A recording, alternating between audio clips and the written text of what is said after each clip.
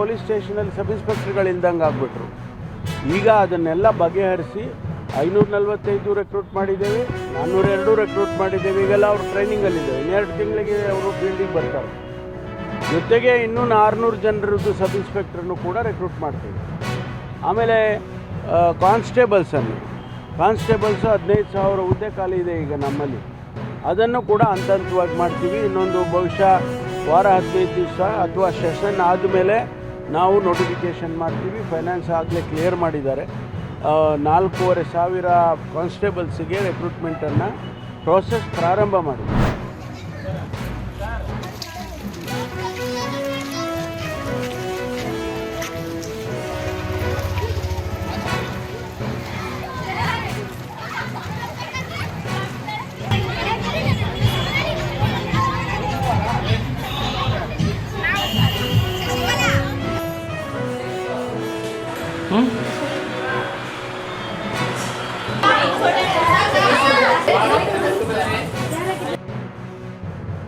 ಇಂದು ಭಾರತ ದೇಶವನ್ನೇ ಆಳ್ತಿದೆ ಅಂದರೆ ಅದು ಭಾರತ ಸಂವಿಧಾನದಿಂದ ಆಗಿರುವಂಥದ್ದು.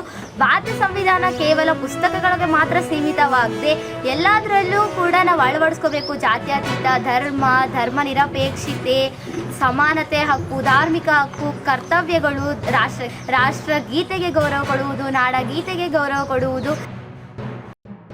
ಸೀಮಿತವಾಗಿಲ್ಲ, ಎಲ್ಲ ಒಂದು ಸರ್ವ ಜನಾಂಗಕ್ಕೂ ಅವರು ಸೀಮಿತವಾಗಿದ್ದಾರೆ.